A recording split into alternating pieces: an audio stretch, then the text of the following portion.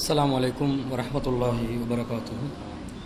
إن الحمد لله نحمده ونستعينه ونستغفره ونعوذ بالله من شرور أنفسنا ومن سيئات أعمالنا من يهده الله فلا مضل له ومن يضلل فلا هادي له وأشهد أن لا إله إلا الله وحده لا شريك له وأشهد أن محمدا عبده ورسوله أما بعد. அகிலத்தை படைத்து பரிபாலிக்கக்கூடிய எல்லாம் வல்ல அல்லாஹ்வுக்கே புகழ் அனைத்தும். அல்லாஹ்வின் சத்திய தூதர் எம் உயிரிலும் மேலான கண்மணி நாயகம் ஸல்லல்லாஹு அலைஹி வஸல்லம் அவர்கள் மீதும் அன்னவர்களை பின்பற்றி வாழக்கூடிய அனைத்து முஸ்லிம்கள் மீதும் எல்லாம் வல்ல அல்லாஹ்வின் கருணையும் சாந்தியும் என்றென்றும் நிலவட்டுமாக. அன்பிற்குரிய அல்லாஹ்வின் நல்லடியார்களே, உலகத்தாருக்கு உளவியல் தீர்வளித்த உன்னத வேதம் என்ற தலைப்பின் கீழே தொடர்ச்சியாக இந்த ரமலான் மாத இரவு பயான் நிகழ்ச்சியிலே நாங்கள் பார்த்து வருகிறோம். இன்றைய தினம் குழந்தை உளவியல் சம்பந்தமாக சில செய்திகளை பார்க்கலாம் என நினைக்கிறேன். இந்த இலங்கை நாட்டிலே தற்போது உருவெடுத்திருக்கக்கூடிய மிக முக்கியமான ஒரு பிரச்சனை தான் குழந்தைகளுடைய மனநல பாதிப்புகள் அதிகரித்து வருகின்றமை. அதிகமான குழந்தைகள் உளவியல் ரீதியான பாதிப்புகளுக்கு உள்ளாகி இருக்கக்கூடிய குழந்தைகளாக இலங்கையிலே சுகாதார அமைச்சு கூட தகவல் வெளியிட்டு இருக்கிறது. இந்த குழந்தைகளுடைய மனநலம் பாதிக்கப்படுகின்ற அளவிற்கு எத்தகைய செயற்பாடுகள் அமைந்து கொண்டிருக்கின்றன. குடும்பங்களில் பெற்றோர்கள் பொறுப்பானவர்களாக செயல்பட வேண்டும். ஆனால் அந்த பெற்றோர்களுடைய கவனக்குறைவின் காரணமாக அவர்கள் சரியான முறையில் குழந்தைகளை வளர்த்தெடுக்காததன் காரணமாக, அன்பு பாசம் அரவணைப்பு சரியான முறையில் செலுத்தாததன் காரணமாக அதிகமான குழந்தைகள் உளரீதியான பாதிப்புகளுக்கு உட்பட்டு வருகிறார்கள். இஸ்லாமிய மார்க்கம் இந்த உளவியல் சார்ந்த துறையிலே அதிகம் கவனம் செலுத்தி பேசியிருக்கக்கூடிய ஒரு துறை என்றால் இந்த குழந்தைகள் சம்பந்தப்பட்ட துறையாகத்தான் இருக்கிறது. எனவே இது சம்பந்தமாக திருமறை குர்ஆனும் நபிகள் நாயகம் ஸல்லல்லாஹு அலைஹி வஸல்லம் அவர்களும் என்னென்ன செய்திகளை கூறியிருக்கிறார்கள் என்பதை நாங்கள் விரிவாக பார்க்க கடமைப்பட்டிருக்கிறோம். பொதுவாக இன்றைய காலகட்டத்திலே இந்த 19ஆம் நூற்றாண்டு ஆரம்பமாகின்ற இந்த காலகட்டங்களிலிருந்து இதுவரைக்கும் அதிகமான வளர்ச்சியை பெற்றிருக்கக்கூடிய ஒரு துறைதான் குழந்தைகளுடைய உளவியல் சார்ந்த துறை. இன்று பலவிதமான கற்கை நெறிகளும் பல ஆய்வுகளும் இந்த துறையிலே மேற்கொள்ளப்பட்டு இதற்காக விசேடமான பல கோர்ஸ்கள் கூட நடத்துறாங்க. அந்த அளவுக்கு மனநல மருத்துவர்களில் குழந்தை உளவியல் சார்ந்த மனநல மருத்துவர்கள், விசேடமான மருத்துவர்கள் அதிக அளவில் இருப்பதை இன்றைய காலகட்டத்திலே பார்க்கிறோம். பல்கலைக்கழகங்கள்ல கூட குறிப்பாக இந்த குழந்தை சம்பந்தப்பட்ட குழந்தை உளவியல் சம்பந்தப்பட்ட தலைப்புகளை முக்கியமான ஒரு பாடநெறியாக அமைத்து அதற்காக முக்கியமான பல கருத்தரங்குகள் வைக்கக்கூடிய நடத்தக்கூடிய காட்சிகளை எல்லாம் நாங்கள் பார்க்கிறோம். அந்த அளவுக்கு முக்கியத்துவம் கொடுக்கப்படுது என்றால் எதனால் கொடுக்கப்படுகிறது என்பதை நாங்கள் சிந்திக்க கடமைப்பட்டிருக்கிறோம். சிக்மண்ட் ஃப்ராய்டு என்று சொல்லக்கூடியவர் தான் உள ரீதியான மனநலம் சம்பந்தப்பட்ட இந்த துறையிலே, உளவியல் துறையிலே மிக பிரபல்யமான ஒரு அறிஞராக இருக்கிறார். அந்த அறிஞர் குறிப்பாக குழந்தை உளவியல் சம்பந்தமாக முக்கியமான ஒரு தகவலை சொல்றாரு. பொதுவாக ஒரு இளைஞன் அவன் முன்கோபக்காரனாக அல்லது அன்பு பாராட்டக்கூடியவனாக, ஒரு கடும் சித்தம் கொண்டவனாகவோ அல்லது கருணை உள்ளம் படைத்தவனாகவோ இருப்பதற்கு அடிப்படையான காரணம் அவனுடைய 5 வயதுக்கு உட்பட்ட கால பருவம் தான். அந்த 5 வயதுக்கு உட்பட்ட காலங்களில் அவன் எப்படி நடக்கிறான், எப்படிப்பட்ட ஒரு சூழ்நிலையில் வளருகிறான், அவர்களுடைய பெற்றோர்கள் எத்தகைய ஒரு மனோநிலையிலிருந்து இந்த குழந்தையை கண்காணிக்கிறார்கள் வளர்க்கிறார்கள் என்பதை அடிப்படையாக வைத்துதான் ஒரு மனிதனுடைய கோபதாபங்கள், காருண்ய உள்ளம் போன்ற விஷயங்கள் தீர்மானிக்கப்படுகின்றன. அவ சுற்றுச்சூழல் மிகவும் முக்கியமானது. பெற்றோர்கள் பேசுவது, அறிவுரை கூறுவதை விட அதிகமாக குழந்தைகள் எதை கவனிக்கிறார்கள் என்று சொன்னால் பெற்றோர்களுடைய நடத்தைகள், பெற்றோர்களுடைய அந்த குணாதிசயங்கள் எவ்வாறு அவர்கள் வெளிப்படுத்துகிறார்களோ அதை குழந்தைகள் கூர்ந்து கவனிக்கிறார்கள். அந்த கவனிப்பு எந்த அளவுக்கு நடக்குதோ அந்த ஒரு சுற்றுச்சூழல்ல இருந்துதான் குழந்தைகளுடைய கேரக்டர் உருவாகுகிறது, குழந்தைகளுடைய ஆளுமை உருவாகுகிறது என்று சிக்மண்ட் ஃப்ராய்ட் சொல்றார். அது உண்மைதானே? பொதுவாக எல்லா குழந்தைகளுக்கும் தன்னுடைய பெற்றோர்கள் தான் ஹீரோக்களாக இருப்பார்கள். தந்தை தான் ஹீரோ. அவன் பொதுவாக கார்ட்டூன் பார்ப்பான்னு வைங்களேன், கார்ட்டூன்ல வந்து ஒரு சூப்பர்மேனை, ஒரு ஸ்பைடர்மேனை, ஒரு பேட்மேனை, ஒரு கெட்மேனை யாரையாவது ஒருத்தனை பார்த்து அதே போன்ற ஒரு தோற்றத்தில் யாரை கற்பனை செய்வான்? தனது தந்தையை தான் கற்பனை செய்வான். அப்ப அந்த கார்ட்டூன்ல எப்படி காட்டுவான்? வித்தியாசமான சூழ்நிலைகள்ல மக்களுக்கு பாதிப்பு வரும்போது, அநியாயங்கள் நடக்கும்போது அதை தட்டி கேட்கக்கூடிய ஒரு சக்தி வாய்ந்த மனிதராக, ஒரு ஹீரோவாக காட்சி அளிக்கக்கூடியவர்கள் தான் இந்த ஸ்பைடர்மேன், சூப்பர்மேன், பேட்மேன் எல்லாம். இப்படிதான் பார்க்குறாங்க கார்ட்டூன்ல எல்லா குழந்தைகளும் பார்க்குறாங்க. தவிர்க்க முடியாத ஒரு நிலையில இப்ப வீடுகள் அது ஆகிருச்சு. அப்ப இதை பார்த்துட்டு இதே தோற்றத்தில் தன்னுடைய தந்தையையும் எதிர்பார்ப்பான். தந்தை வந்து நல்லதை பண்ணணும், தந்தை வந்து அநியாயத்தை தட்டி கேட்கணும், தந்தை சொன்னா எல்லாமே சரியா தான் இருக்கும், என்னுடைய சூப்பர்மேன் என்னுடைய தந்தை தான் என்று இந்த குழந்தைகள் எதிர்பார்ப்பார்கள். ஆனால் பெற்றோர்கள் இந்த மாதிரி குழந்தைகள் எதிர்பார்ப்பு அதிகமாக வளர்த்து கொண்டு இருக்கக்கூடிய நேரத்தில் அந்த குழந்தைகளோட பழகாமலே இருந்தாங்கன்னு வைங்க, அந்த குழந்தைகளோட பேசாமலே இருந்தாங்கன்னு வைங்க, குழந்தையிட மனசுல ஒரு வெற்றிடம் உருவாகிறது. அந்த வெற்றிடம் தான் அந்த குழந்தையிட உளவியல் பாதிப்புக்கு காரணமா அமையும். அப்ப ஹீரோவா யார் இருக்கிறா? பெற்றோர்கள். அவன் கற்பனையில ஹீரோவா நினைக்கிறான், உண்மையில ஹீரோவா மாறணும். இப்ப ஒரு சர்வே பண்றாங்க, ஒரு ஆய்வு, கள ஆய்வு செய்கிறார்கள். தமிழ்நாட்டிலே அதிகமான மக்கள் இந்த ரஜினிகாந்துடைய சினிமாவை தான் அதிகமா பாக்குறாங்க. ஏன் பாக்குறாங்கன்னு கேட்கிறாங்க. அதிகமான சினிமா தமிழ்நாட்டில் உள்ள மக்கள் சினிமா துறையில் அதிகமாக சூப்பர் ஸ்டார் என்று அழைக்கப்படுகின்ற ஒரு கூத்தாடி, அவன் ஒரு கேடு கெட்டவன், எங்க நமக்கு சம்பந்தம் இல்லாத ஒரு விஷயம் தான். ஆனா இதுல இந்த ஆய்வுல ஒரு சப்ஜெக்ட் இருக்குது. அவங்க ஆய்வு செய்யறாங்க, ஏன் அதிகமா இந்த ரஜினிகாந்த் படம் பாக்குறாங்க?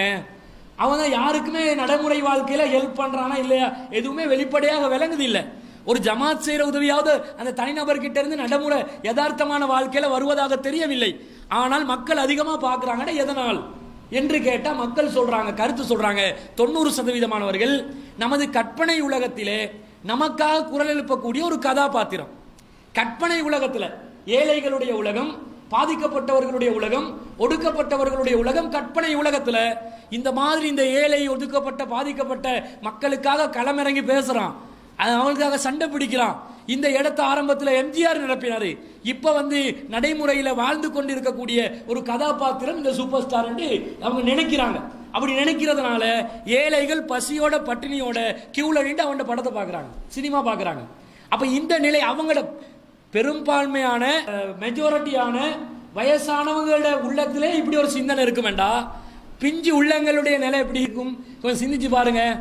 4 சவத்துக்குள்ள யாருடைய முகத்துல முழிக்கிறான்? உம்மாட முகத்துல, வாப்பாட முகத்துல. அந்த உம்மா வாப்பா எப்படி அந்த குழந்தைக்கு காட்சி அளிக்கிறார்களோ, எப்படி அந்த நடத்தைகள் அந்த குழந்தைகள் பார்க்குதோ, எல்லாமே பேசி அறிவுரைகள்ல பெற்றுக்கொள்றதல்ல, அவர்களுடைய செயற்பாடுகள் மூலமாக கிரகித்துக் கொள்கிறது. அந்த கிரகித்துக் கொள்ளக்கூடிய குணங்கள் தான் இந்த குழந்தைக்கு வந்து கேரக்டரா மாறுது, ஆளுமையா மாறுது. அப்ப இந்த பெற்றோர்கள் எப்படி இருக்கணும்? முதல்ல குழந்தையிட உளவியல் பேசுவதற்கு முன்பதாக கணவன் மனைவிட உளவியல் பேசுறதுக்கு காரணம் என்னன்னு விளங்கிச்சா? குழந்தைகள் முன்னாடி பெற்றோர்கள் சண்டையிட்டுக் கொள்கிறார்கள், அடிதடி சண்டை, ஏச்சி பேச்சு, எப்ப பார்த்தாலும் கோபமான ஒரு தோற்றத்தில் இருவரும் காட்சி அளிப்பதாக இருந்தால் இந்த குழந்தையுடைய மனநிலை எப்படி மாறும்? நானும் இப்படிதான் இருக்க வேண்டும், எதை பார்த்தாலும் இந்த மாதிரி கோபமா தான் காட்சி அளிக்கணும், எதை பார்த்தாலும் இந்த மாதிரி முகத்துல பாஞ்சி விழணும் என்பதை அவர்கள் படித்துக் கொள்கிறார்கள். நீங்க அப்படி நடக்கும்போது வேணாண்டுவீங்க, அவன் வேணான்றதை கேட்க மாட்டான். அவன் வந்து வளமையா பார்க்கறது ஏதோ அதுதான் அவனோட உள்ளத்துல பதியும். பசுமரத்து ஆணி அடிக்கிறதுன்னு சொல்லுவாங்க, பசுமரத்துல ஆணி அடிச்சது போல. ஒரு ஆணியை அறைந்தால், பசுமரத்தில் ஆணியை அறைந்தால் எப்படி பலமாக நிற்குமோ அந்த மாதிரி குழந்தைகளுடைய உள்ளத்துல ஒன்று பதிந்தால் அது பதிந்ததுதான், அதை மாற்ற முடியாது. அது அப்படியே வந்து உள்ளத்துல ஆழமாக குடிகொண்டு விடும் என்பதை பார்க்கிறோம். இன்னொரு ஆச்சரியம் என்ன தெரியுமா? இன்னொரு மனநல ஆய்வாளர், அவருடைய பேர் வந்து அறிஞர் மெக்லிலேண்ட் என்று சொல்லக்கூடிய ஒரு ஆய்வாளர், அமெரிக்காவை சேர்ந்தவர். இவர் வந்து என்ன பண்றாருன்னா ஒரு ஆய்வு செய்கிறார், குழந்தைகளை சாதனையாளர்களாக மாற்றுவதற்கு என்ன வழி என்பதை இவர் ஆய்வு செய்கிறார்.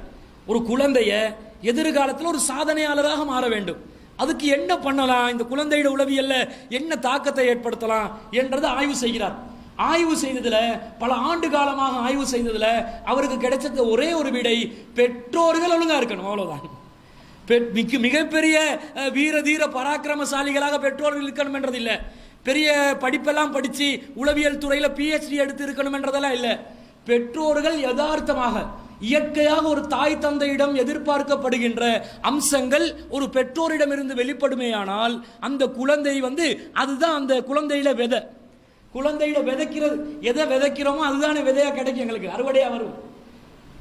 எதை நாங்கள் விதைக்கிறோமோ அதை வச்சு தான் எங்களுக்கு அறுவடை எடுக்கலாம். நாங்கள் வினையை விதைச்சா வினையை தான் அறுவடையா எடுக்கணும், விதையை விதைச்சா விதையை அறுவடையா எடுக்கலாம். அப்போ நாங்கள் எந்த அளவுக்கு பெற்றோர்களுடைய பங்களிப்பு இருக்குதுன்னு பார்க்குறாங்க. இன்னும் சொல்கிறார், நீங்கள் பெற்றோர்கள் மிகப்பெரிய கஷ்டமெல்லாம் போட வேண்டியதில்லை.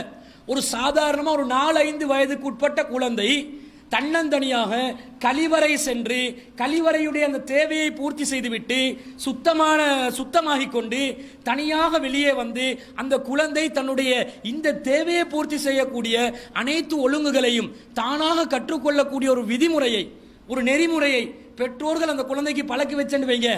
குழந்தை அதை விளங்கி கழிவறைக்கு சென்று வரக்கூடிய அந்த நேரம் வரைக்கும் எதெல்லாம் கடைபிடிக்கணுமோ அதெல்லாம் சரியான முறையில் கடைபிடிக்கக்கூடிய ஒரு குழந்தையாக 4-5 வயதுகளில் அந்த குழந்தை மாறிவிட்டால் இவர் சொல்கிறார் 20-25 வயதிலே உலகத்திலே மிகப்பெரிய சாதனையாளராக அந்த குழந்தை மாறிவிடுவார். டாய்லெட்டுக்கு போயிட்டு வந்த சாதனையாளர்.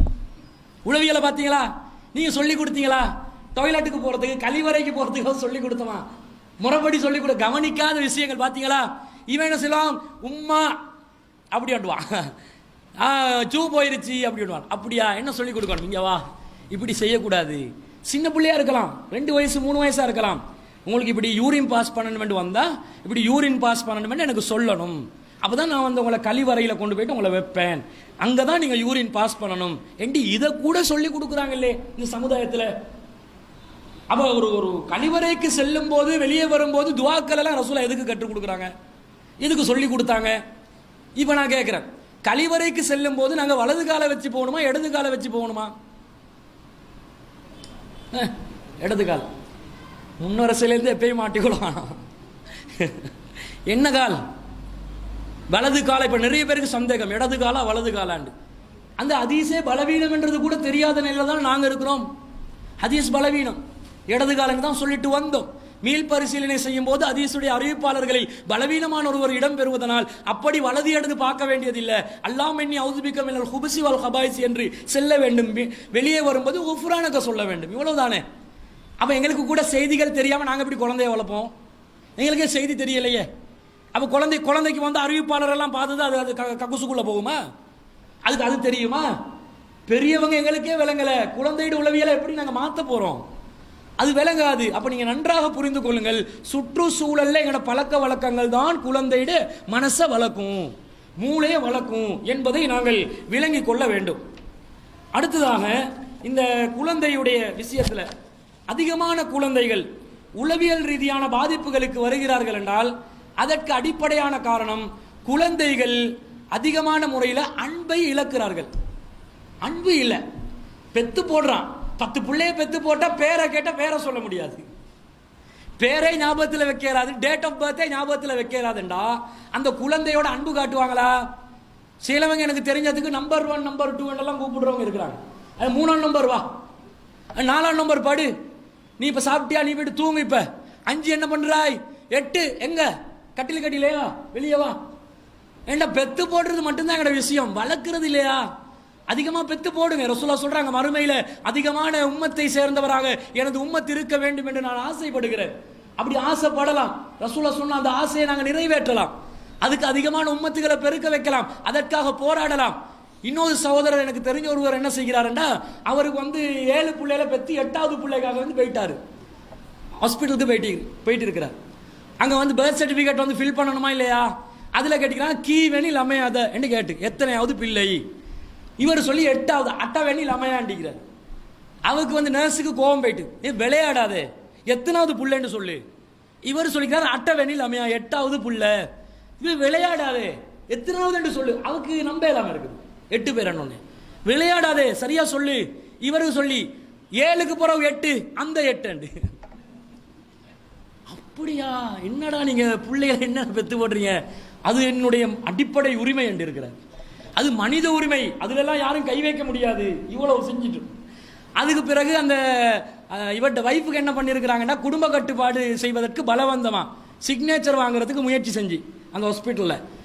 இவர் என்ன பண்ணிருக்கிறார் தெரியுமா, இவர் கொஞ்சம் சட்ட புத்தகங்களை எடுத்து படிப்பார், கொஞ்சம் பழைய புத்தகம் ஒன்றை தோண்டி எடுத்து அதுல புள்ளைகள் பெற்றுக் கொள்வதற்குரிய உரிமை உண்டு என்ற வாசகங்கள் எடுத்து கடுமையான ஆர்கியூமெண்ட் எந்த அளவுக்கு போயிருச்சுண்டா, அந்த நர்ஸ் இப்ப மனித உரிமை ஆணைக்குழுல ஒரு வழக்கை சந்திச்சு கொண்டு இருக்கிறான். 2-3 வருஷமா வழக்கு போகுது. இப்ப எத்தனையாவது குழந்தைன்னு கடைசியா சந்திச்ச நேரத்தில் கேட்டதுக்கு இதுவரைக்கும் 9வது புள்ளன்ட்டாரு. 9வது டெலிவரி பண்ணியாச்சு, அந்த 8க்கு போறோம். இதுவரைக்கும் இப்பயாவது திருப்தி இல்லையான்னு கேட்டா அது அல்லாட நாட்டத்தில் உள்ளதுன்றாரு. அவ இப்படி பெத்து போடலாம், பிரச்சனை இல்லை, அதுக்காக போராடலாம், வளர்க்கணும், கண்காணிக்கணும். குழந்தை சரியா வருதா இல்லையா, எங்கட விதைகள் தானே சரியா வளர்த்தெடுக்காவிட்டால் எங்களுக்கு தான் பாதிப்பு. நல்ல குழந்தையா இருந்தா, சாலியான குழந்தையா இருந்தா துவா கேட்பான். சாலியான குழந்தை இல்லாம வந்தா 10 பேருக்கு செய்யற அநியாயத்துல நாங்களும் பங்கு பெற வேண்டி வந்துடும். ஒழுங்கா வளர்க்கல, வளர்ப்பு தான் இப்படி இருக்குது. சமுதாயத்திலையும் ஒரு கெட்ட குணம் இருக்குது. நல்லது ஒருத்தன் செஞ்சானண்டா பெற்றோர்களுக்கு பிளஸ் பாயிண்ட், உடனே கெட்டது செஞ்சா வளர்த்த வளர்ப்புல, நல்லது செஞ்சது அவன் தான், கெட்டது செஞ்சது அவன் தான். அவங்க சொல்லிக்கொண்டே இருப்பாங்களா, நல்லது செய்யண்டு கெட்டதை செய்யன்னு சொல்லிக்கொண்டே இருப்பாங்களா? இப்படி பார்க்க வேண்டியதில்லை.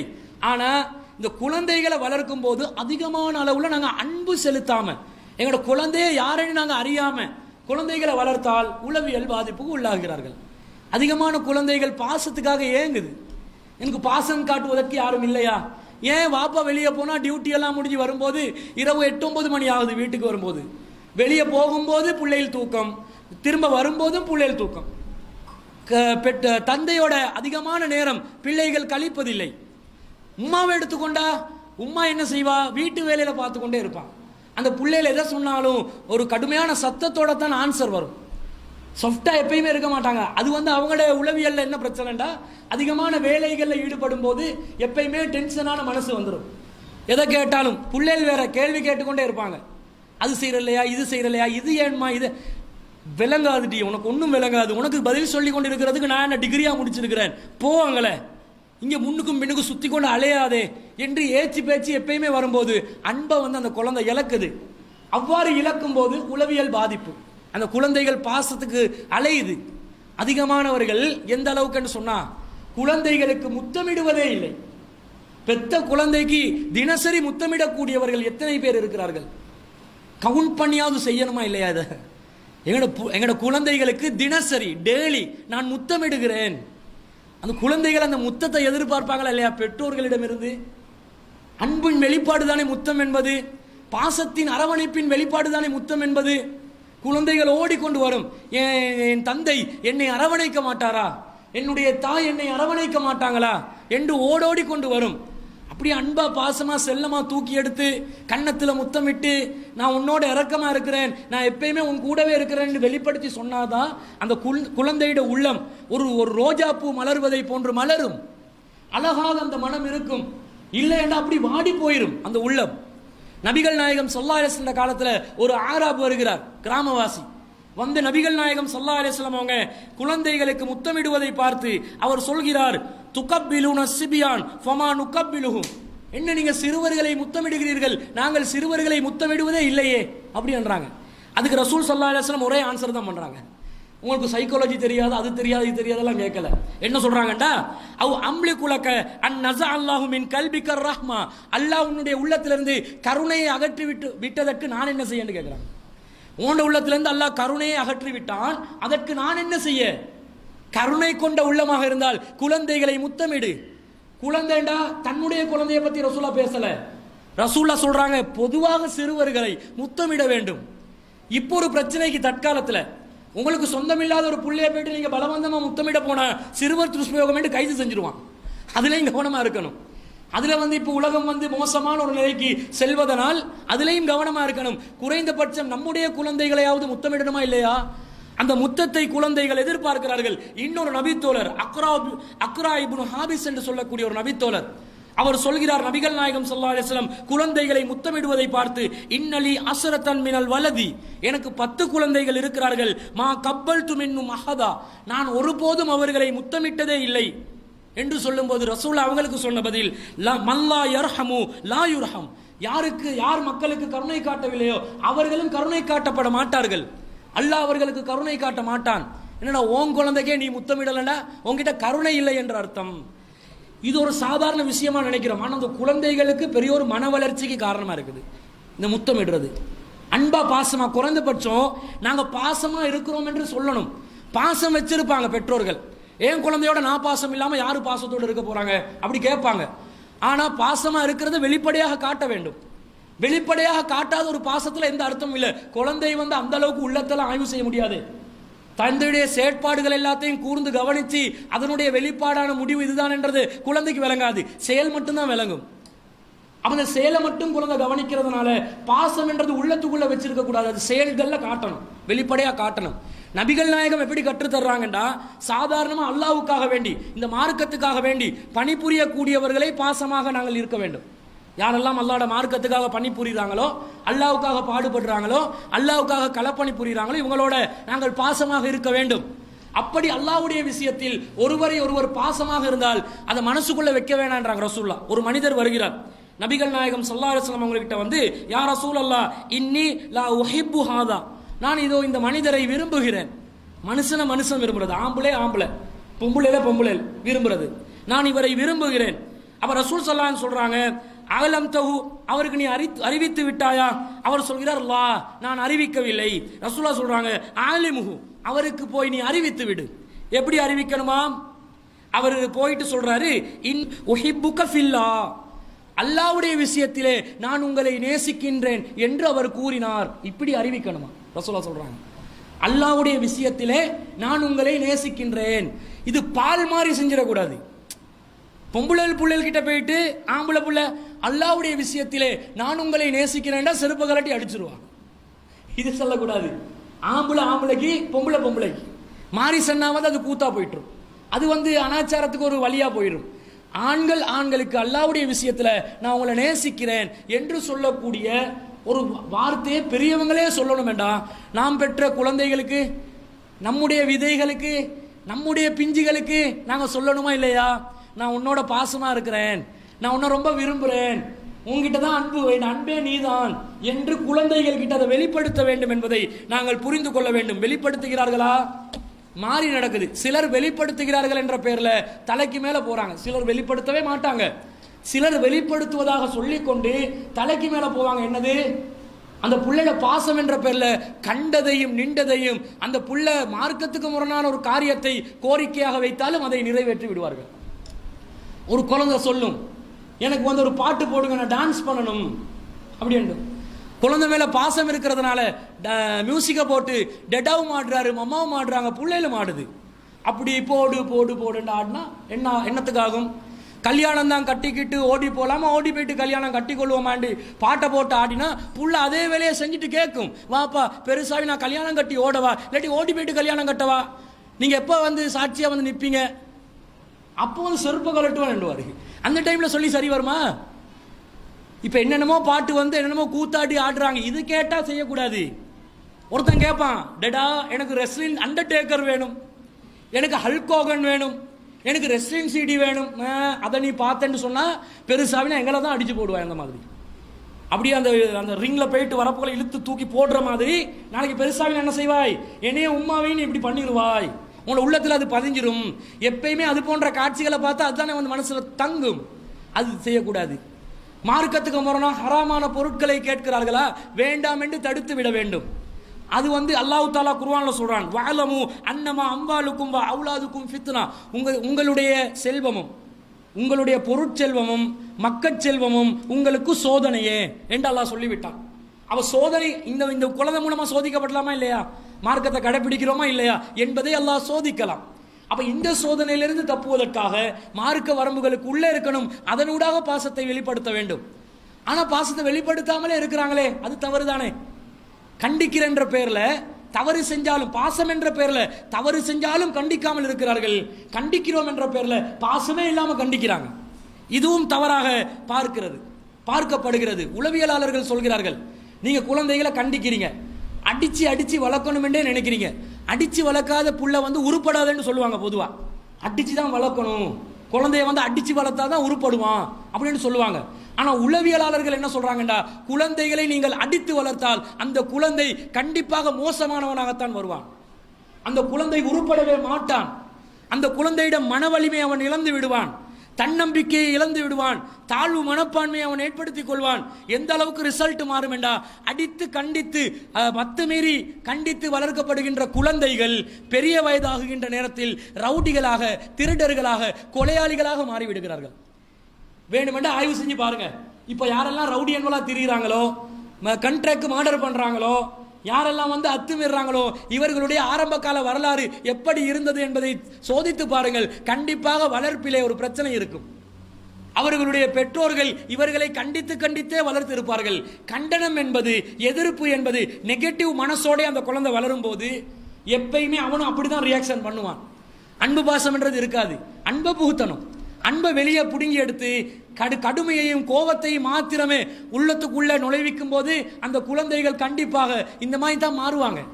அப்போ உளவியலாளர்கள் சொல்கிறார்கள், அடித்து வளர்க்காதீர்கள், அரை காசுக்கும் அது உதவாது, எந்த வகையிலுமே அது பயனுள்ளதாக இருக்காது, நீங்கள் குழந்தைகளை பாசத்துடன் அன்புடன் வளருங்கள் என்று உளவியலாளர்கள் சொல்வதை பார்க்கிறோம்.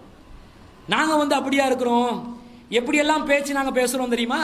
குழந்தைகளுக்கு கொஞ்சம் கோபத்தை ஏற்படுத்தினான்னு வைங்க, அவன் கோபத்தை ஏற்படுத்தினா அவனுக்கு பேசுற முதல் வார்த்தை என்ன? குரங்கு குரங்கு குரங்கு மாதிரி வேலை பார்க்காதே. இப்படி சொல்லி இருக்கிறீங்களா? குழந்தைகளுக்கு சொல்றத பார்க்கிறோம். உன்னை முறை கட்டைய பாரு, குரங்கு மாதிரி முறையை வச்சுக்கொண்டு இவன் உருப்படவே உருப்பட மாட்டான், நாசமா போறதுக்கு, அழிஞ்சி போறதுக்கு, கொள்ளையில போறதுக்கு, அறப்படுவாயிடா நறு ரோட்ல பச்சை புள்ளைக்கு, இப்படியெல்லாம் திட்டுறாங்க. இன்னொரு வார்த்தை, இது ரொம்ப ஓவர், அப்பனுக்கு தப்பாமலே பிறந்திருக்கிறான் பாருங்க. மாப்பிள்ளைக்கு காட்ட வேண்டிய, கணவனுக்கு காட்ட வேண்டிய கோபத்தெல்லாம் குழந்தைகிட்ட தான் காட்டுறது. அவனும் அப்படிதான். மனைவிக்கு காட்ட வேண்டிய கோபம் எல்லாம் குழந்தைக்கு தான் காட்டுவான், அடிப்பான். அந்த எல்லா கோபத்தையும் வேற யாரும் இல்லை, பிள்ளைகள் தான் பலிக்காடு ஆகுறது. குழந்தைகளுக்கும் தெரியும், 2 பேர் ஃபைட் வரும் வேண்டாம், அவன் முதுகுல எண்ணெயை தடவி ரெடியா இருப்பான். போடு, நான் தாண்டா பலிக்கடா, ஒரு நாளைக்கு நான் கணக்கு தீர்ப்பேன். அப்ப இருக்கு 2 பேருக்கும் மனசுக்குள்ள அவன் நினைச்சு கொள்வான். அப்ப இந்த அளவுக்கு தான் குழந்தைகளுடைய நிலை. இப்படி பேசலாமா? அப்பனுக்கு தப்பாம பிறந்துட்டிய, அப்பனுக்கு தப்பாம பிறந்து இருக்கிறேன்னு சொன்னா அப்ப அப்பனுக்கு தப்பி தான் பிறக்கணுமா? அப்பனை மாதிரியே பிறந்து இருக்கிறானா, அப்பனமாய் பிறக்காம வேறொருத்தன் மாதிரி அப்ப பிறக்கணும், அவன மாதிரி தானே பிறக்கணும். அப்ப பெண்கள் எப்படி பார்க்கிறாங்க? ஏசுறோம் திட்டுறோம் என்ற பேர்ல அழிவை எதிர்பார்க்கிறார்கள். அப்ப இந்த மாதிரி வார்த்தைகளை குழந்தைகளுடைய உள்ளத்துல பதிய வைக்கின்ற நேரத்தில் அந்த குழந்தைகள் மன வலிமையை தான் இழப்பாங்களே தவிர திருந்த மாட்டாங்க. திட்டியதால் திருந்திய ஒரு குழந்தை இல்லைன்றாங்க உளவியலாளர்கள். நீங்க கடுமையா திட்டிருப்பீங்க, வார்த்தைகளை எங்கெங்காலையோ கண்டுபிடிச்சு புறக்கியெல்லாம் திட்டிருப்பீங்க. ஆனால் உளவியல் சொல்கிறது, திட்டியதால் ஒரு குழந்தையும் திருந்தவில்லை. நீங்க திட்ட அது என்ன நினைக்குதாம்? முன்னேற்றத்துக்கான ஒரு வாய்ப்பை இழக்குதாம். குழந்தைகள மனசுல ஏச பதுவா பண்ண திட்ட அந்த குழந்தை தன்னுடைய வாழ்க்கையில் முன்னேறுவதற்கான ஒரு வாய்ப்பை இழந்து கொண்டே இருக்கிறது. அப்ப ஏசுறதுனால குழந்தைய நாங்க தானே படுகொலியில தள்ளுறோம். சரி, நபிகள் நாயகம் என்ன சொன்னாங்க? ரசூலா நேரடியாக இதை கண்டித்து இருக்கிறார்கள். லா ததுஉ அலா அன்ஃபுசிக்கும், உங்களுக்கே நீங்கள் சாபத்தை கேட்டுக்கொள்ளாதீர்கள் ரசூலா சொல்றாங்க. சிலவங்க கேட்பாங்களே, எனக்கு ஒரு அழிவு வருது இல்லையே, எனக்கு ஒரு மவுத்து வருது இல்லையே, எல்லாத்துக்கும் நான் மண்டையை போட இப்படின்னு கேட்பாங்க. இப்படி நீங்கள் கேட்காதீர்கள். வலா ததுஉ அலா அவுலாதிக்கும், உங்களுடைய குழந்தைகளுக்கு எதிராக சாபத்தை கேட்காதீர்கள். நாசமா போ, அள்ளி போ, அரபா போன்னு கேட்க வேணா. ஏண்டா அப்படி உண்மையில நடந்துச்சுண்டா? ரசூல் ஸல்லல்லாஹு அலைஹி சொல்றாங்க, வலா ததுஉ அலா ஹதமிக்கும், உங்களுடைய பணியாளர்களுக்கும் நீங்கள் திட்டாதீர்கள், சாபம் கேட்காதீர்கள். பணியாளர் வேலை செய்யறதுக்கு வேலைக்காரன் வச்சிருப்போம், ஸ்டாஃபை வச்சிருப்போம், சேல்ஸ்மேனை வச்சிருப்போம், முதலாளி இருப்பார் பொஸ், அவர் எப்பயுமே டென்ஷனாக தான் இருப்பார். அட்டை வா அப்போ இங்கிட்டு போ, அட்டை என்னட்டா மூளை இல்லை எரும மாடு, இப்படியே பேசி இருப்பாங்களா? இப்படி பேசாதீர்கள், பணியாளர்களுக்கு திட்டாதீர்கள். ஏன் தெரியும்? வலா ததுஉ அலா அம்வாலிக்கும், உங்களுடைய செல்வங்களுக்கு எதிராகவும் நீங்கள் சாபத்தை கேட்காதீர்கள். பொருளுக்கு சில நேரம் எல்லாம் செய்து அழியட்டும், ஒரு நாளைக்கு கோபம் வந்தால் என்ன பண்ணுவாங்க? உடனே வீட்டில் உள்ள பொருளை தான் அழிப்பாங்க. இந்த மாதிரி பொருட்களை அழிப்பதும் பொருட்களுக்கு எதிராக செல்வத்துக்கு எதிராக சாபம் கேட்பதையும் செய்யாதீர்கள். ஏனென்றால் லா துவாஃபிகு மினல்லாஹி தபாரக வ தஆலா சாஅத்த நைலின், அல்லாஹ் ரப்புல் ஆலமீனிடம் ஒரு நேரம் இருக்கிறது, ஃபீஹா அதாவுன், அந்த நேரம் அல்லாஹ் அருள் புரிந்து விடுவான், அல்லாஹ் அங்கீகாரத்தை வழங்கி விடுவான். ஃபயஸ்தஜீப லக்கும், அந்த நேரத்தில் உங்களுடைய துஆக்கள் அங்கீகரிக்கப்பட்டு விடும். பிள்ளைக்கு நாசமா போய் சொல்ற நேரத்தில் அல்லாஹ் பார்த்து இந்த டைம்ல துவா கபூல் செய்யப்பட வேண்டும் என்று அல்லாஹ் அருளி விட்டால், அல்லாஹ் சந்தர்ப்பத்தை வழங்கி விட்டால் உண்மையிலே நாசமா போவான். ஆக்சிடென்ட்ல ரோட்ல ஒரு டயருக்கு அரபா போயிருப்பான். இவங்க செய்தி கேள்விப்பட்டோன்னு இவங்களுக்கு ஹார்ட் அட்டாக். கடைசியில் 2 பேரும் தானே பாதிப்புக்குள்ளாகிறது. இந்த நிலையை நாங்கள் எதிர்பார்க்க கூடாது, இப்படி நடக்கக்கூடாது என்று நபிகள் நாயகம் ஸல்லல்லாஹு அலைஹி வஸல்லம் சொல்றாங்க. ரசூலுல்லாஹ் எவ்வளவு கோபம் வந்தாலும் இந்த மாதிரி கடுமையான வார்த்தையில திட்டவே மாட்டாங்க. அனஸ் ரலியல்லாஹு அன்ஹு சொல்றாங்க, எந்த அளவுக்குன்னு சொன்னா, லம் யகுன் ரசூலுல்லாஹி ஸல்லல்லாஹு அலைஹி வஸல்லம் ஃபாஹிஷன், நபிகள் நாயகம் கெட்ட வார்த்தைகளை பேசக்கூடியவராக இருக்கவில்லை. வலா லஆனன், சபிக்கக்கூடியவர்களாக இருக்கவில்லை. வலா சப்பாபன், திட்டக்கூடியவர்களாக இருக்கவில்லை. கான யகூலு இந்தல் மாதபதி, அவர் எப்பயாவது கோபம் ஏற்பட்டால் என்ன சொல்லுவார்? மாலஹு, என்னப்பா இப்படி பண்றீங்க, இப்படி கேட்பாங்க. என்னம்மா இப்படி பண்றீங்கம்மா, அப்படி இல்லை, என்னப்பா இது இப்படின்னு கேட்பாங்க. அது அப்படி இல்லாட்டி தரிப ஜபீனுஹு, அப்படி இல்லாட்டி ரசூலுல்லாஹ் சொல்லுவாங்க, உன்னுடைய நெத்தி வந்து மண்ணில் போயிட்டு படட்டும் அப்படின்வாங்க. அது சறுக்கி விழட்டும், நெத்தி வந்து மண்ணில் படட்டும். அதிகபட்சமான வார்த்தையா நபிகள் நாயகம் இதை தான் சொல்லுவாங்களே தவிர இந்த மாதிரி திட்டி தீர்க்க மாட்டார்கள். அனஸ் ரலியல்லாஹு அன்ஹு ரசூலுல்லாஹ் கிட்ட பணியாளராக இருந்தார். ஒரு முறை அனஸ் ரலியல்லாஹு அன்ஹு ரசூலுல்லாஹ் ஒரு வேலைக்கு அனுப்புறாங்க. அனஸ் ரலியல்லாஹு அன்ஹு மனசுக்குள்ள என்ன நினைக்கிறாங்க தெரியுமா? அல்லாஹ் மீது சத்தியமாக இந்த வேலையை நான் செய்ய மாட்டேன். அவர் சின்ன பிள்ளை தானே, பணியாளர் தானே. அவர் சொல்றாரு, அல்லாஹ் மீது சத்தியமா ரசூலுல்லாஹ் ஒரு வேலைக்கு அனுப்புறாங்க, நான் செய்ய மாட்டேன் அப்படின்னு சொல்லி கொண்டு அவர் போறாரு. ஆனா அனஸ் ரலியல்லாஹு அன்ஹு சொல்றாங்க, அப்படி நான் சொன்னதுக்கு மனசுல நான் என்ன நினைச்சேன், ரசூலுல்லாஹ் சொன்ன வேலையை செய்யாம கேளுமா, அப்படிதான் மனசுல நினைச்சேன். ஆனா வாயால உடனே எனக்கு கோபம் வச்சு ஒரு வேலைக்கு அனுப்பவும் நான் செய்ய மாட்டேன் என்று சத்தியம் செய்தேன். அப்படியே நான் தெருக்கு வரும்போது சிறுவர்கள் விளையாடி கொண்டிருந்தார்கள், நானும் சேர்ந்து அவர்களுடன் விளையாடினேன். வேலை ஒன்றுக்கு அனுப்பினார் ரசூலுல்லாஹ், இவர் விளையாடி கொண்டு இருக்கிறார். ரசூலுல்லாஹ் ஆளை வந்து வேலைக்கு அனுப்பினமே, ஆள் ரிட்டர்ன் வரல, ரிசல்ட் வரல, என்ன பண்ணினான்னு பார்க்கறதுக்காக பின்னாடி வர்றாங்க. இவர் விளையாடி கொண்டிருக்கிறார். அனஸ் ரலியல்லாஹு அன்ஹு அவர்களுடைய பிடரி பின்பக்கத்தால வந்து அப்படியே பிடரி அப்படி பிடிக்கிறாங்க.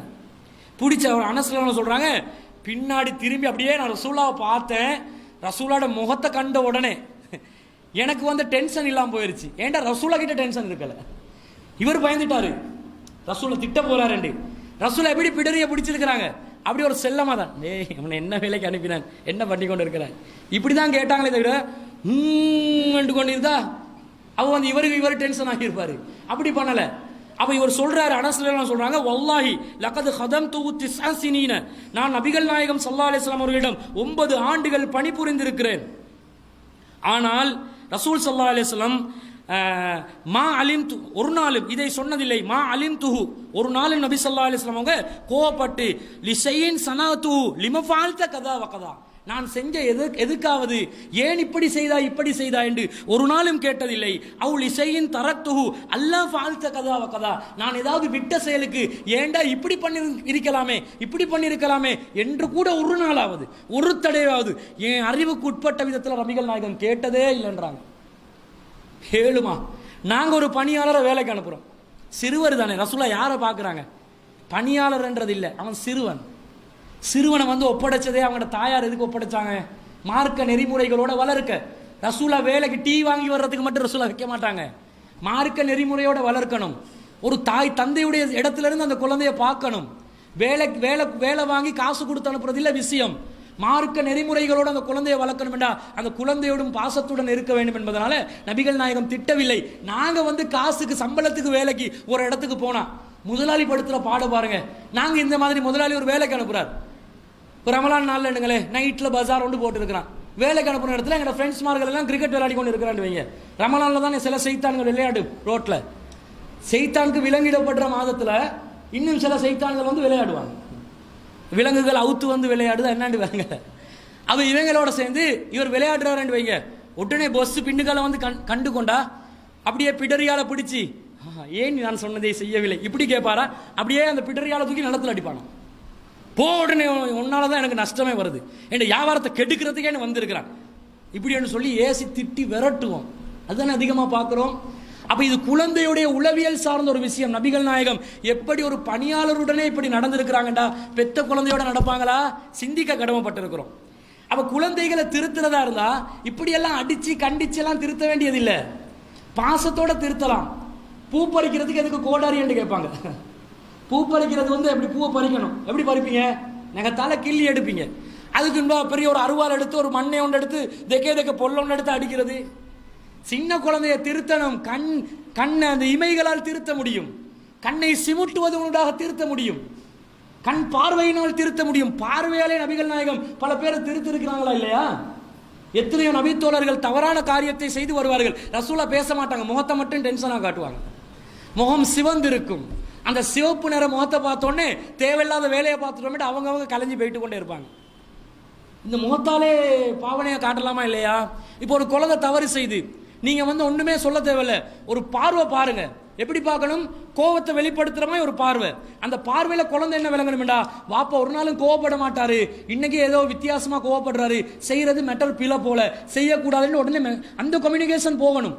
இவர் எப்பயுமே இப்படி கண்ணை புரட்டி கொண்டு இருந்தா, ஒரு தவறை செய்யும் போது இப்படி செஞ்சாலும் வாப்பா வளமையா பார்க்கிற பார்வை தானே விந்துருவான்.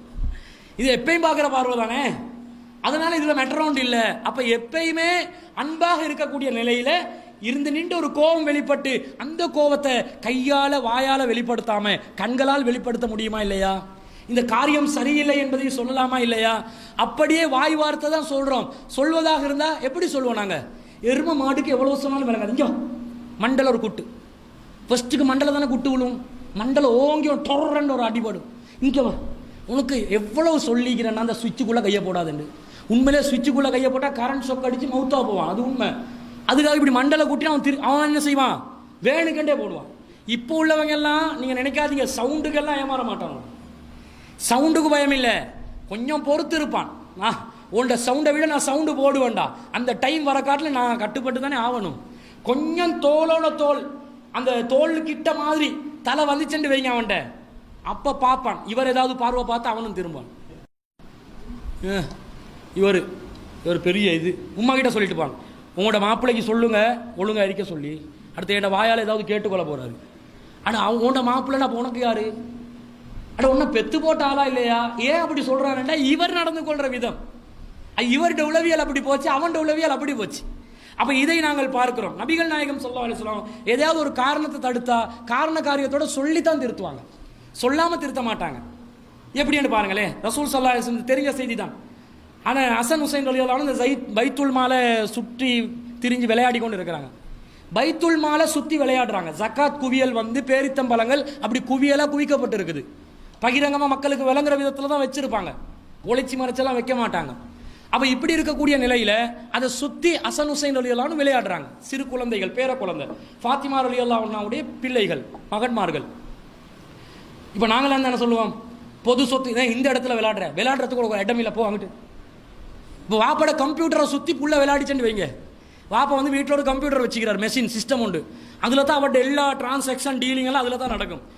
அந்த மகன்காரன் கம்ப்யூட்டரை சுற்றி ஓடினான்னு வைங்க, ஒரு வயரை இழுத்தானு வைங்க, உனக்கு இதனால் தடுக்கப்பட்ட ஏரியான்னு சொல்லியிருக்கிறானா இல்லை, ஒரு அடி முதுகுல தான் டமா குத்து டுபுக்குன்னு ஒரு சத்தம் கேட்கும், மூச்சிருவினா அவ்வளோதான். இது சொல்லியிருக்கலாம்ல வேணும். இப்பெல்லாம் அந்த வார்த்தை தானே சொல்லுவாங்க, சொல்லியிருந்தா வரமாட்டேன், இதில் வேற குத்துறதா அப்படின்ட்டு போவான். அப்போ இந்த மாதிரி முக்கியமான இடத்துல குழந்தைகளுக்கு விளங்குமா? எந்த இடத்துல எதை செய்யணும்னு விளங்காது, அது பாட்டுக்கு விளையாடுமா. அப்போ சொல்லணும், வாங்க முக்கியமான ஒரு இடம், இதில் மெஷினில் நீ வயரை கழட்டுறாய், ஏதாவது ஒரு வயரு கலண்டு மெஷின் ஏதாவது ஃபார்மட் ஆகி ஏதாவது ஆகிச்சுண்டா என் டேட்டா எல்லாம் நாசமாக போயிடும், பொழப்பே அதில் தாண்டா இருக்குது, கொஞ்சம் கவனமாக அங்கிட்டாகி விளையாடு அப்படி சொல்லணும். அப்போ ரசூலை இதை கூட கண்டிக்கலை. எதை கண்டிக்கிறாங்கண்டா, அவங்க அந்த பேரித்தம்பழம் குவியல்ல இருந்து ஒரு பேரித்தம்பழத்தை எடுத்து அதை வாய்க்குள்ள போட போறாங்க. அப்ப ரசூல் ஸல்லல்லாஹு அலைஹி வஸல்லம் என்ன செஞ்சாங்க? உடனே வாய்க்குள்ள விரல போட்டு அந்த பேரித்தம்பழத்தை எடுத்து துப்ப சொல்லி ஒரு வார்த்தையை சொல்கிறார்கள். என்ன? அமா அலிம்த அன்ன ஆல முஹம்மதின் ஸல்லல்லாஹு அலைஹி வஸல்லம் லா யஅகுலுன ஸதகா. ஹசன் ஹுசைனே, உங்களுக்கு தெரியாதா முஹம்மது ஸல்லல்லாஹு அலைஹி வஸல்லம் குடும்பத்தார் ஜகாத் பொருள் உண்ணக்கூடாது என்று அல்லாஹ் தடுத்திருப்பது உங்களுக்கு தெரியாதா? மார்க்க விளக்கம் சட்டத்தை சொல்லி கொடுக்குறாங்க. இது ஹராம் என்பது உனக்கு தெரியாதா? புதுசா சொல்லி கொடுக்குற மாதிரி கேட்கல, இதை நீ விளங்கி வச்சிருக்கணும். தெரியாதான்னு கேட்கறது, இவ்வளவுக்கு தெரிஞ்சிருக்கணுமே, ஏன் தெரியாம போச்சு உனக்கு? முஹம்மது ஸல்லல்லாஹு அலைஹி வஸல்லம் குடும்பமா இருந்தா இது சாப்பிடக்கூடாதுன்னு சட்டம் நீ தெரிஞ்சு வச்சிருக்கணுமே, ஏன் அந்த நாலேஜ் உனக்கு வரல? அப்படி என்று சொல்லி ஏன் இதை அறியாமல் இருந்தாய் என்று கேட்கும் விதத்தில், அவன் கல்வி திறனை தூண்டும் விதத்தில் அந்த கண்டனத்தை வெளிப்படுத்தினாங்க. தவறான செயலை கண்டிச்சாங்க, ஆனா விளக்கத்தோட. இப்போ உங்களோட புள்ள போயிட்டு ஒரு ஃப்ரிட்ஜில் கதவை இழுக்குது, சரியா? கதவை இழுக்குதுன்னு வைங்க, உம்மா என்ன செய்வா? கிச்சன்ல இருந்து மண்டல குட்டி அனுப்புவான், எப்போ பார்த்தாலும் ஃப்ரிட்ஜில் கதவை அப்படி. இதுதான் பலமே மண்டல தான் குட்டு விடும், அவனை வெளியே அனுப்புவாங்க. இவன் என்ன செய்வான், உம்மா வாப்பா வீட்டில் இல்லாத நேரத்திலையோ அல்லது அவங்க எங்கேயாவது உம்மாவோ வாப்பாவோ அவங்களோட கண்ணுக்கு விளங்காத நேரத்தில் வேணுக்கென்று ஒரு 1/2 மணி நேரத்துக்கு ஃப்ரிட்ஜ் கதவை திறந்து வைப்பான். இப்போ அடியனே, இப்போ குட்டு கூடு, இப்போ நான் இப்போ அடிப்பியா, எல்லாம் சவாலோடு தான் வாழ்கிறான், சவால்களுடன் தான் வளர்கிறார்கள்.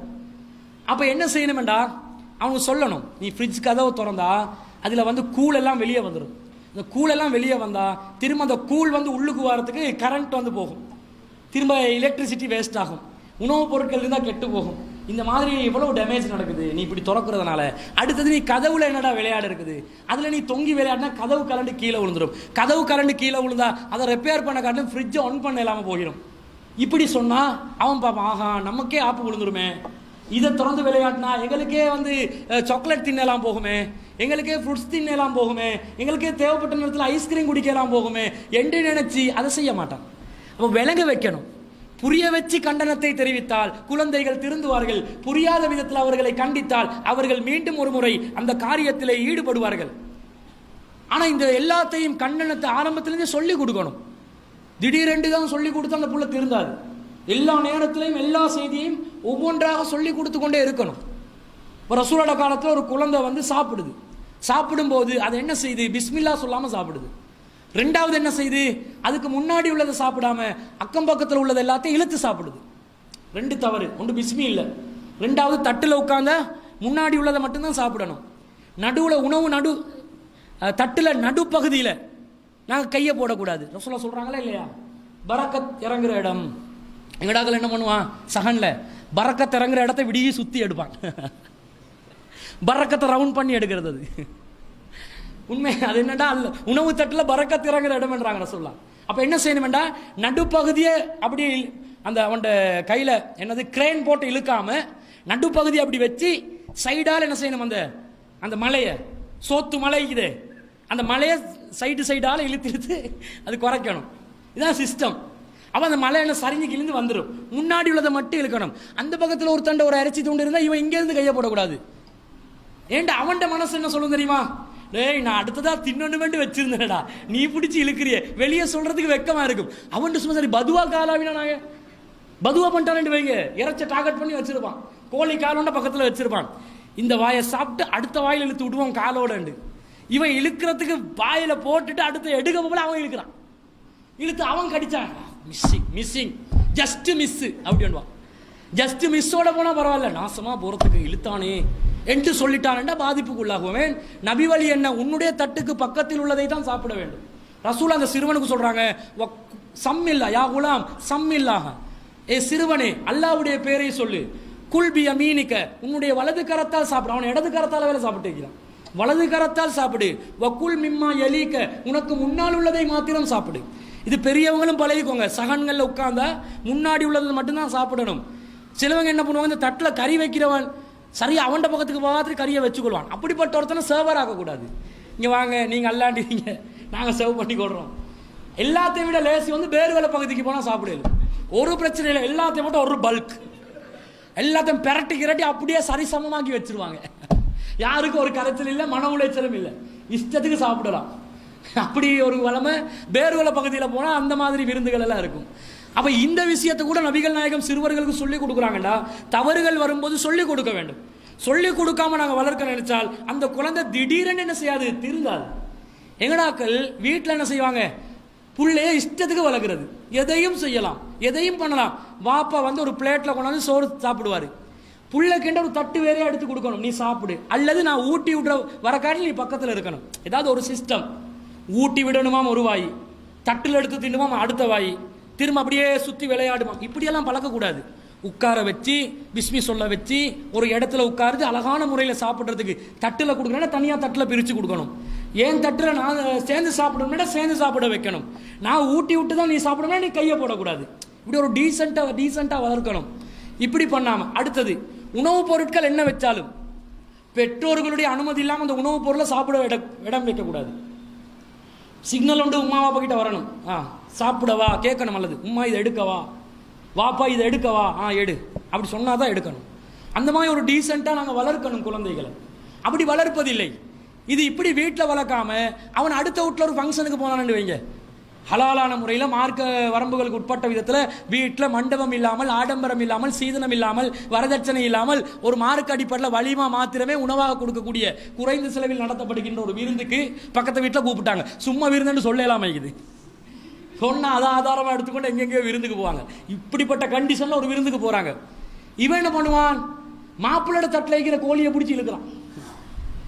மாப்பிள்ளைக்கு தட்டவும் மேலாது, பொண்டாட்டிக்கு முதல் தடவையா ஃபார்மாலிட்டிக்கு ஊட்டுவாங்களே அவ்வளோ ஒரு வாய், அதுக்கு வச்சிருக்கக்கூடிய கோழியை தூக்கிட்டானே. இது வெக்கம். இப்ப என்ன வெக்கம் தெரியுமா, இங்க வா இங்க வா பின்னிக்கிறீ, இப்படி செய்யாது இப்படி செய்யாது. அவங்களுக்கு முன்னாடி, அடுத்தவங்களுக்கு முன்னாடி டீசன்ட் பார்க்குறாங்க, வீட்டுக்குள்ள டீசன்ட் இல்லை. இது என்ன கேட்பாங்கடா, அந்தரங்கத்தில் ஆச்சரியம் அம்பலத்தில் அவமானமா அப்படின்னு கேட்பாங்க. அந்த ரங்கத்தில் பார்க்குறேன், என் பிள்ளைய பாரு, அவன் சிக்கன் திங்கிறான், ஃப்ரூட்ஸ் திங்கிறான், ட்ரிங்க்ஸ் குடிக்கிறான், பிஸ்கட் தின்னுவான், எல்லாத்தையும் தின்னுவான். பாருங்க, என் செல்லம் ராஜா மாணிக்கம், நீ தாண்ட ஆளு, ஒரு ஒரு சாப்பாடு சட்டியை வச்சாலும் நீ அடிச்சு விடுவாயிடா, பெருமையா பேசுறது. இதே ஆளு அடுத்த வீட்டில் அந்த ஃபங்க்ஷன்ல இந்த கண்டிஷன் அடிப்படையிலான ஃபங்க்ஷனுக்கு போயிட்டு சாப்பிட போகும்போது அடுத்தவன தட்டில் இருந்து இழுத்தா வெக்கம் தாங்க இயலாது. இழுக்கிறானே, மானத்தை வாங்காதுடா அடுத்தவங்க முன்னாடி. அவனுக்கு தெரியுமா எது மானம் எது அவமானம் என்று தெரியுமா? அவன் மானம் அவமானம் எங்கே படிப்பான்? வீட்டுக்குள்ளே தான் படிப்பான். வீட்டில் எது மானமோ அதுதான் வெளியேயும் மானம், வீட்டில் எது அவமானமோ அதுதான் வெளியேயும் அவமானம். அவனுக்கு ஒன்று தான் தெரியும், பிரித்து நடிக்க தெரியாது குழந்தைகள். எங்களுக்கு தான் நடிக்க தெரியும். வீட்டுக்குள்ள ஒரு மாதிரி, ரோட்டில் ஒரு மாதிரி. அது பெரியவர்கள் செய்யக்கூடிய வேலை, பெரியவர்களிடம் இருக்கக்கூடிய திறமை. அந்த நடிப்பு திறமை குழந்தைகளிடம் இல்லை. அவர்கள் ஒரே விதமாகத்தான் நடந்து கொள்வார்கள். அதனால் அவர்களுடைய விஷயத்திலே கவனமாக இருக்க வேண்டும். அடுத்ததான் என்ன தெரியுமா, குழந்தைகளுடைய விஷயத்துல குழந்தைகள் எல்லாமே சரியாதான் செய்யணும் நினைப்பாங்க. எதை பார்த்தாலும் சரியாவே செய்யணும், சரியாவே அவன் எதையும் பண்ணணும் அப்படின்னு சொல்லி ஒரு 4 வயசு புள்ள கிட்ட 40 வயசு ஒரு பக்குவமான ஒரு மனுஷண்ட அந்த முதிர்ச்சியை எதிர்பார்ப்பாங்க. அந்த குழந்தை அப்படி செய்யுமா? அந்த மாதிரி அது நடக்குமா? நடக்காது. அது எல்லாமே சரியான செய்யணும் இருக்காது. இப்போ உம்மா சமையல் அறையில் இருப்பா, தேங்காவை திருவி கொண்டு இருப்பான் வைங்களேன். இவன் என்ன செய்வான், குழந்தை அப்படியே ஓடி விளையாடுவான். விளையாடுற நேரத்தில் திருவி வச்ச தேங்காய் பிளேட் இருக்குது, அதில் கால் பட்டு அது தலைக்கு குப்புற விழுந்துச்சுன்னு வைங்க, தலை கீழே விழுந்துருச்சு. இப்போ அது அப்படியே பிறண்டுருச்சு நிலத்தில், தேங்காய் திருவினதுலாம் முடிச்சு. இப்போ உம்மா என்ன செய்வா, நாசமாக்கிட்டான், சாப்பாடை நாசமாக்குறான், சமையல் பண்ணையாவது விட்டுறான். இல்லை, என்னடா தருதல நீ, உன் அப்பனை போலவே தான், நீ எல்லாத்தையும் அழிக்கவே என்று பிறந்திருக்கிறான். பாப்பாவே இழுத்து கொள்றது, இடையில மாப்பிள்ளை இழுத்து இழுத்து ஏசுறது. அவன் இப்படி குழந்தைகிட்ட எதிர்பார்க்க, அது என்ன நினைக்கும், ஓடி விளையாட தான் ஊடு இருக்குது, தாராளமாக ஓடுவோம் என்று ஓடும், விளையாடும். அது பக்குவமாக அந்த இடத்தை கடக்கும் போது, தற்போது என்னுடைய தாயார் தேங்காய் திருவி கொண்டிருக்கிறாள், அந்த தேங்காய் திருவின தட்டை நான் கடந்து சென்று அதை நான் தடுக்கி விழுந்து அதை நாசமாக்கி விடக்கூடாது.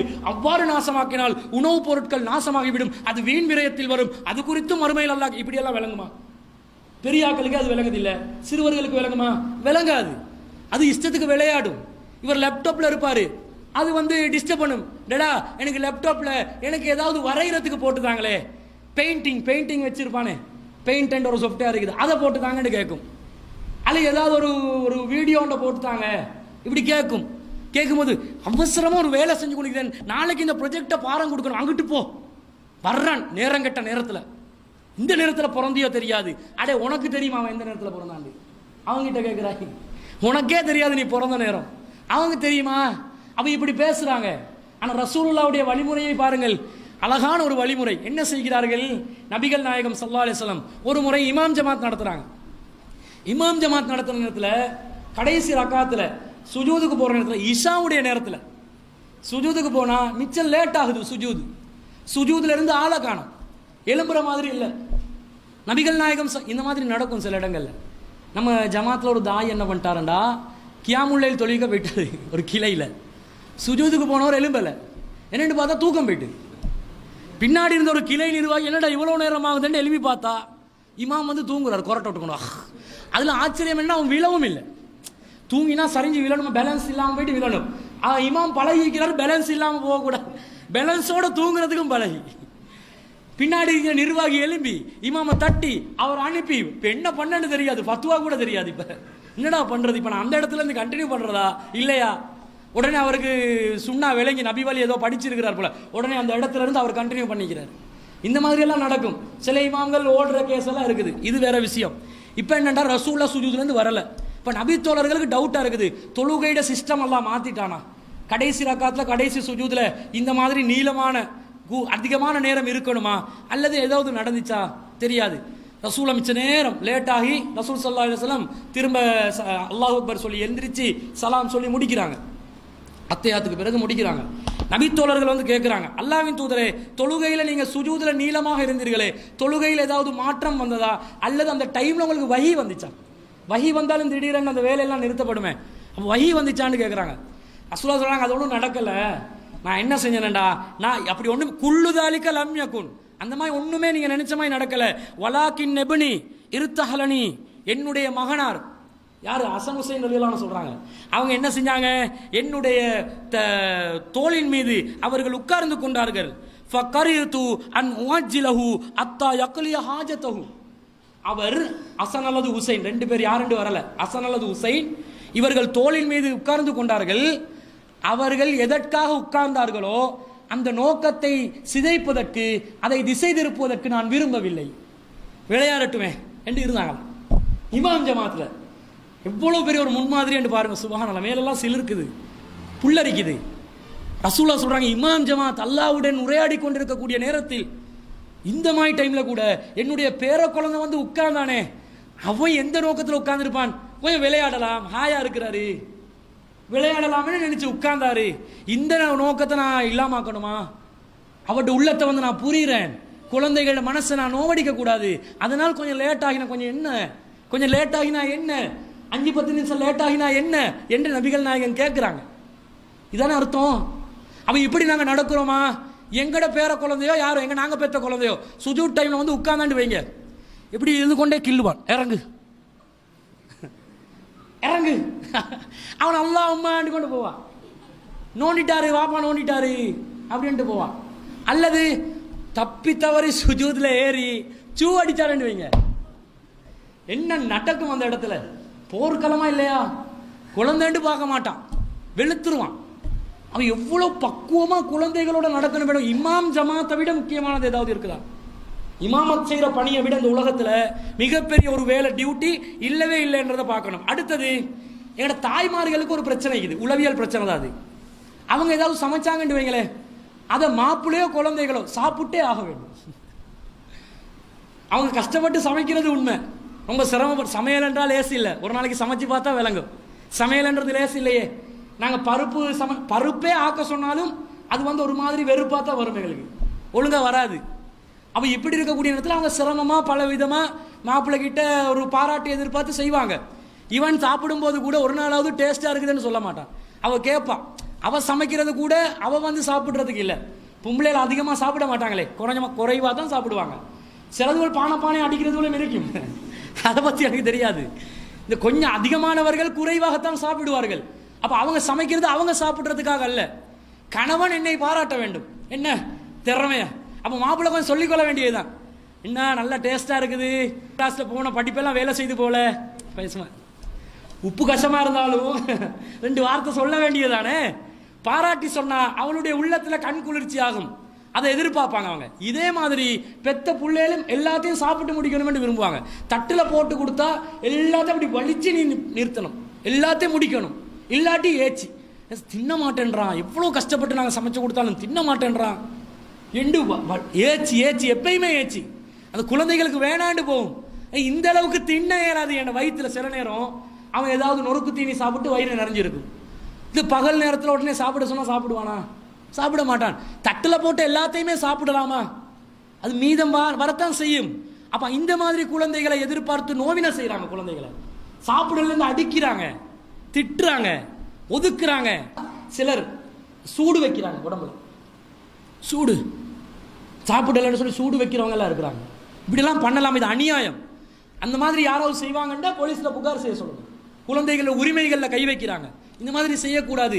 இது ஒரு பெற்றோர்கள் வந்து கவனிக்க வேண்டிய ஒரு முக்கியமான விஷயம். அடுத்தது, அந்த குழந்தை வந்து இன்னொரு விஷயம் கவனிக்கணும். குழந்தைகளும் வந்து எல்லாத்தையும் சாதிக்க பார்ப்பானு. அவங்களுக்கு விளப்பம் ஏதாவது ஒன்று பண்ணினோம் வேண்டா, அந்த அதில் சக்ஸஸ் ஆகிச்சேன்டா அதை கண்டினியூ பண்ணுவான். பொதுவாக குழந்தைகள்கிட்ட இருக்கக்கூடிய மிகப்பெரிய ஒரு பலவீனம் தான் பிடிவாதம்.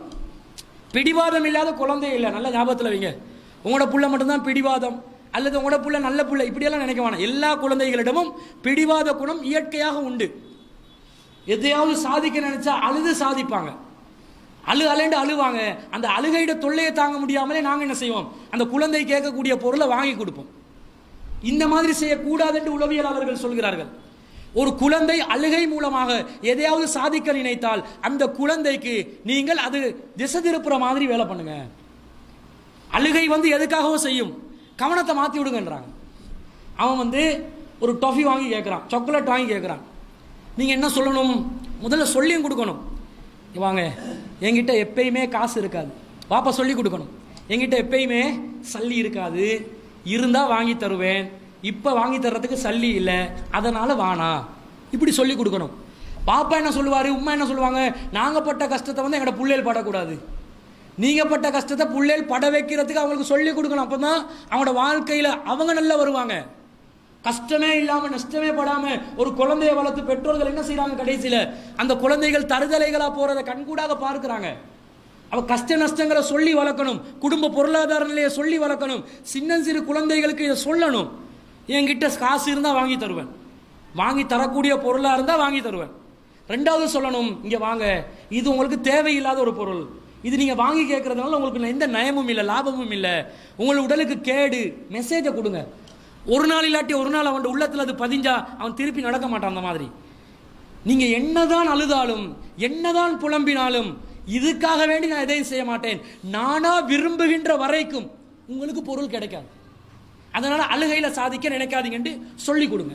குழந்தைகளுக்கு சொல்லி கொடுத்தா அந்த குழந்தைகள் அதை விலகிக் கொள்வாங்க. அப்படிதான் உளவியலாளர்கள் சொல்கிறார்கள். இது அழுத உடனே அழுகையை தாங்க இல்லாம அப்படியே ஒரு ரவுண்டை கூட்டி போறது, இல்ல சில்லறை கடையில் உள்ள எல்லாத்தையும் இவனை வயிற்றுக்குள்ள கொட்டுறது. இவன் என்ன நினைப்பான், அழுதா டொஃபி கிடைக்கும், அழுதா சாக்லேட் கிடைக்கும், அழுதா பெட் கிடைக்கும், அழுதா போல் கிடைக்கும், அழுவான். அந்த பிடிவாத குணத்தை வைப்பான். நாங்க பாப்போம் என்ன தெரியுமா, மற்ற பிள்ளைகிட்ட இல்லாத ஒரு பிடிவாத குணம் என் பிள்ளைகிட்ட வந்துருச்சு, மக்கள் என்ன சொல்லுவாங்க, அக்கத்து பக்கத்துல ஆக்கள் என்ன நினைப்பாங்க என்ற கவலையில உடனடியாக அவனோட தேவையை பூர்த்தி செய்ய பார்க்கிறோம். அப்படி பூர்த்தி செய்ய பார்க்கறதுனால தான் குழந்தைகள் அதிகமாக கெட்டு போறாங்க. அப்ப குழந்தைகளோட உளவியல்ல பிடிவாத குணம் இருக்கும். அதுக்கு என்ன காரணம் தெரியுமா, மனோ தத்துவ நிபுணர்கள் சொல்கிறார்கள், குழந்தைகளோட அசாதாரணமான பிடிவாதங்களுக்கு காரணம் பெற்றோர்கள் தான். பெற்றோர்கள் குழந்தைகளுக்கு போதிய அளவில் கவனம் செலுத்தாததனால், போதிய அளவுக்கு அக்கறை காட்டாததனால் வரக்கூடிய பிடிவாத குணம் தான் இது. ஓவரா ஒரு 3-4 வயசு 5 வயது வர காட்டிலும் குழந்தைகளுக்கு பிடிவாத குணம் இருக்கும். 5 வயசை தாண்டியும் ஒரு குழந்தை அதிகமாக பிடிவாதம் பிடிக்குதுண்டா ஒரு மனநல மருத்துவரிடம் நீங்கள் கொண்டு செல்ல வேண்டும். ஏண்டா அது வித்தியாசம், உளவியல் மாற்றம் ஒன்று பாதிப்பு ஒன்று இருக்குதுன்னு அர்த்தம். சில நேரம் அந்த குழந்தை இருட்டுக்கு பயந்து இருக்கும்.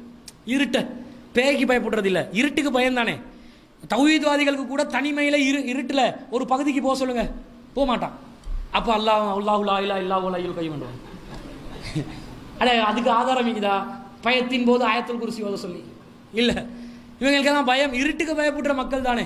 குழந்தை நான் பெரியவங்களே பயப்படுறாங்க, குழந்தைகள் பயப்படாதா? இருட்டுக்கு பயப்படும். ஏதாவது ஒரு கண்டிச்ச ஒரு காட்சி குழந்தையோட உள்ளத்தில் பாதிப்பை ஏற்படுத்திக்கும். வாப்பா கண்டிக்கும் போது எப்படி கண்டிப்பாரு, அப்படி மகசோனா ரீரியாக்கா மாதிரி தானே மூஞ்சி இருக்கும், டேண்டுவான். அந்த காட்சி குழந்தையோட உள்ளத்தில் அப்படியே பதியும். அந்த பதிந்த காட்சி ஒரு நாள் இல்லாட்டி ஒரு நாள் உள்ளத்தில் பாதிப்பு உண்டு பண்ணும். கடுமையான வார்த்தைகளால் ஏசி போட்டான், இவன் உருப்பட மாட்டான். அந்த பிள்ளைக்கு அந்த அர்த்தம் இறங்கிச்சுன்னு வைங்க, மீனிங் தெரிஞ்சிருச்சண்டா, என்ன இவங்க இப்படி சொல்லிட்டாங்களே என்றது அந்த உள்ளத்தில் பதிஞ்சிருக்கும். இந்த மாதிரி பாதிப்புகளின் காரணமாக குழந்தைகள் அடம் பிடிக்கக்கூடும். அப்போ ஒரு 5 வயசை தாண்டி குழந்தைகள் தொடர்ச்சியாக பிடிவாத குணத்துடன் இருந்தால் மனநல மருத்துவர் ஒருவரை சந்தித்து அந்த குழந்தையோட கவுன்சிலிங் தேவை. பேசினா சரி செய்யலாம், பிரச்சனைகளுக்கு தீர்வு கொடுக்கலாம் என்பதை நீங்கள் கவனிக்க வேண்டும். அப்ப இந்த மாதிரி குழந்தைகளுடைய விஷயத்துல அதிகமான அளவில் நீங்கள் கவனம் செலுத்தி குழந்தைகளை நல்ல முறைப்படி வளர்க்க வேண்டும். இன்னும் பல அம்சங்கள் குழந்தை சம்பந்தமாக இருக்கிறது. குழந்தைகளுக்கு பாரபட்சம் காட்டாம வளர்க்கணும், குழந்தைகளுக்கு மார்க்க கல்வியை சரியான முறையில் கொடுக்கணும், உலக கல்வியையும் குழந்தைகளுக்கு சரியான முறையில் வழங்கணும், பாலியல் ரீதியான சில விஷயங்களை சொல்லி கொடுக்கணும். தொடுதல் என்றால் என்ன, யாராவது ஒரு உறுப்பை தொட வந்தா அதை தட்டி கேட்கணும். எங்களோட பெற்றவங்க என்ன செய்வாங்க, அவங்களே குழந்தைகள்ட மர்ம உறுப்பை தொட சொல்லி பார்த்து ரசிப்பாங்க. டேய் உன்னை மர்ம உறுப்பை தொடு அப்படின்வாங்க. ஆம்பளை பிள்ளைக்கு அவன் தொட்டு காட்டுவான், ஏன்னு சிரிக்கிறது பெற்றோர்கள். இவங்க இப்போ இதில் உளவியல் எப்படி பாதிப்பு வரும் வேண்டா, இப்படி மர்ம உறுப்பை தொட்டால் அது தப்பான காரியம் அல்ல, அங்கீகரிக்கக்கூடிய ஒரு காரியம், சிரிப்பதற்குரிய ஒரு காரியம் என்று குழந்தை விளங்கிருச்சுன்னு வைங்க. அப்போ அந்த குழந்தை என்ன செய்யும், பிறர் ஒருவர் அந்த மர்ம உறுப்பை தொட்டாலும் அங்கீகரிக்கும், ஆதரிக்கும். அப்போ 3 நேரங்களில் அல்லாஹ் ரசூல் தடுத்து இருக்கிறாங்க. பெற்றோர்களாக இருந்தாலும் அவங்களோட அறைகளுக்குள்ளே நுழைவதாக இருந்தால் அனுமதி கேட்டு வரணும் என்று சொல்றாங்க. இசாக்கு பிறகு சுபவுக்கு முன்பதாக லுகருடைய நேரத்தில் ஆடைகளை கலந்திருக்கக்கூடிய நேரத்தில் பெற்றோர்களுடைய அறைக்கு செல்வதாக இருந்தாலும் நாங்கள் பெற்ற குழந்தைகளாக இருந்தாலும் அனுமதி கேட்டுதான் உள்ளுக்கு வரணும். இந்த மாதிரி காரணங்கள், உளவியல் பாலியல் ரீதியான காரணங்களை சொல்லிக் கொடுக்கணும். ஆண்கள் பெண்கள் பாலுணர்வு என்றால் என்ன என்பதை சொல்லிக் கொடுத்தாதான் கவனமா இருப்பாங்க. யாராவது தொட வந்தா அனுமதிக்காதீங்க, யாராவது ஒரு உணவுப் பொருள் தந்தா நாங்கள் அனுமதிக்காமல் அதை தொடாதீங்க, யாராவது தவறான முறையில் தொட வந்தா சத்தம் போடுங்க, தொடுவதை நான் விரும்பவில்லை என்று சொல்லுங்கள் என்றெல்லாம் சொல்லி கொடுத்தா அந்த குழந்தை சேஃப்டியா இருக்கும். இல்ல அல்லாவிட்டால் பாலியல் துஷ்பிரயோகத்துக்கு குழந்தைகள் உள்ளாகுவார்கள். இது சம்பந்தப்பட்ட நாலேஜ், இது போன்று இன்னும் பல அம்சங்கள் குழந்தை சார்ந்த உளவியலில் இருக்கிறது. இன்ஷா அல்லாஹ் உங்களுக்கு கிடைக்கிற சந்தர்ப்பங்களை அதை தேடி படித்து உங்களுடைய குழந்தைகளை அல்லாஹ்வுடைய திருப்பொருத்தத்தை பெறக்கூடிய அளவிலான அன்பான பண்பான குழந்தைகளாக நீங்கள் இன்ஷா அல்லாஹ் வளர்க்க வேண்டும். அத்தகைய ஒரு நல்ல சமுதாயத்தை உருவாக்குவதற்கு வல்ல ரஹ்மான் நம் அனைவருக்கும் அருள் புரிவானாக. வாஹிரு தாவானா அல்ஹம்துலில்லாஹி ரப்பில் ஆலமீன்.